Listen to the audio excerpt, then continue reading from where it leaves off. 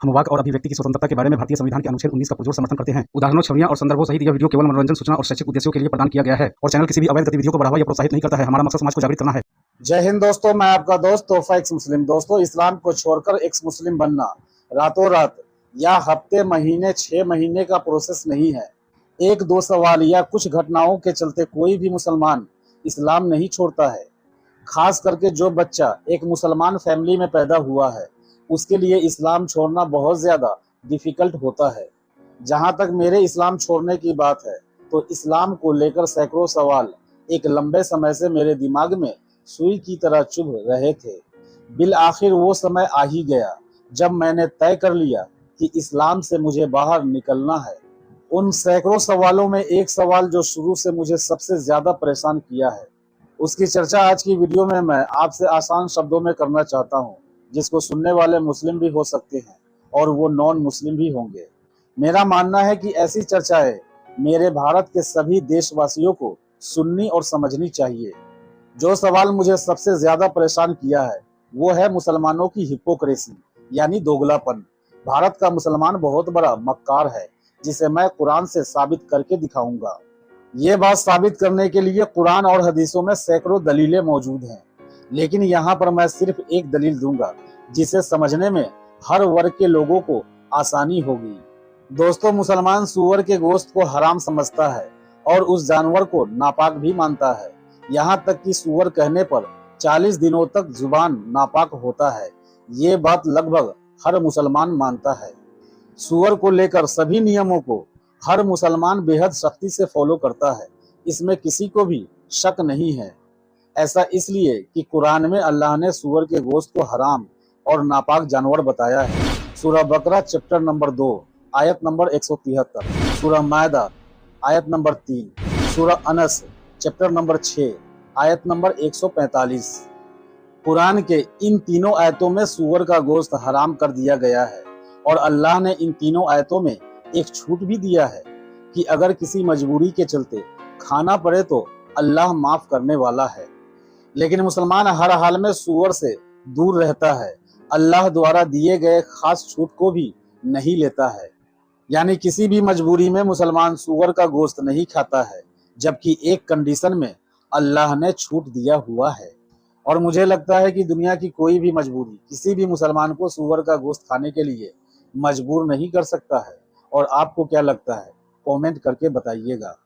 अब आपको भारतीय मुसलमान का वो हिपोक्रेसी, दोगलापन, चालाकी और मक्कारी बताऊंगा, जिसे साबित करने के लिए मैंने इस वीडियो को बनाया है। अब तक आपने समझा कि एक मुसलमान कुरान में लिखी आदेश को सख्ती से पालन करता है, क्योंकि कुरान अल्लाह की किताब है। लेकिन ये सच्चाई नहीं है। भारत का मुसलमान अपनी सहूलियत के हिसाब से कुरान की आयतों को पकड़ लेता है और जब जान बचानी होती है तो कुरान की आयतों को भूलकर संविधान को पकड़ लेता है। और ये बात साबित होता है कुरान सूरह मायदा चैप्टर नंबर 5 आयत नंबर 38 से। इसमें अल्लाह बिल्कुल साफ साफ आदेश देता है, आप चाहें तो क्रॉस चेक कर सकते हैं। चोरी करने वाला मर्द हो या औरत, उन दोनों के हाथ काट दो। उनके करतूतों की यही सजा है और अल्लाह की तरफ से ये इबरतनाक सजा है। अब आप समझिए, क्या किसी मुसलमान को मुसलमान चोर के लिए सड़कों पर प्रोटेस्ट करते हुए आपने देखा है कि हमारे कौम के चोर को हाथ काटने की सजा मिलनी चाहिए? या किसी मुसलमान ने सुप्रीम कोर्ट में याचिका डालकर मांग किया है? क्या ऐसा एक भी उदाहरण हमें मिलता है? तो जवाब है नहीं, बिल्कुल नहीं। तो आप लोग ही कमेंट करके बताएं कि सारे मुसलमानों को हिपोक्रेट, मक्कार क्यों नहीं बोले, जबकि ये तो सिर्फ कुरान की एक आयत है। ऐसी और भी आयतें और हदीसें मौजूद है जिससे भारत के मुसलमानों को हिपोक्रेट और मक्कार साबित किया जा सकता है। तो दोस्तों, ये है वो सवाल जिसने मुझे सबसे ज्यादा सोचने और इस्लाम को छोड़ने पर मजबूर कर दिया था। मेरी बातों से कुछ लोगों को लगेगा कि ये तो मुसलमान की गलती है, इसमें इस्लाम गलत नहीं है। तो आप मुगालते में हैं। इस्लाम की तालीम ही मुसलमानों को मक्कारी करना सिखाता है। और अपनी बातों को साबित करने के लिए रेफरेंस के तौर पर 3 हदीसें पेश करूंगा। सही बुखारी 2692, सही मुस्लिम 6633, जिसका इंटरनेशनल नंबर है 2605, और जामिया तिरमिजी की हदीस 1939 है, जो मुसलमानों को तालीम देता है कि कब कब और किन किन मौक़ों पर झूठ बोला जा सकता है और मक्कारी किया जा सकता है। तो जितना मैंने इस्लाम को पढ़ा है और गौर व फिक्र किया है, उससे यही साबित होता है कि इस्लाम की तालीमात ही मुसलमानों को हिपोक्रेट और मक्कारी करने की छूट देता है। तो इस्लाम और मुसलमानों को लेकर अपने सभी क्लेम को मैंने कुरान और सही हदीसों से रेफरेंस देकर साबित किया है। तो दोस्तों, आज की वीडियो में बस इतना ही। इस बारे में आपकी क्या फीलिंग है, कमेंट में लिखिएगा जरूर।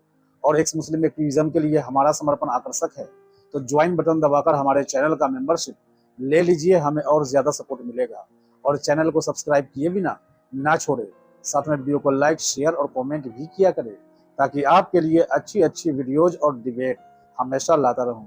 तो दोस्तों, आज की वीडियो को यहीं पर एंड करता हूं। फिर से हाजिर होऊंगा आपके बीच एक और नई डिबेट लेकर। अपना और अपनों का ढेर सारा ख्याल रखिए। इंसानियत जिंदाबाद। वंदे मातरम। भारत माता की जय।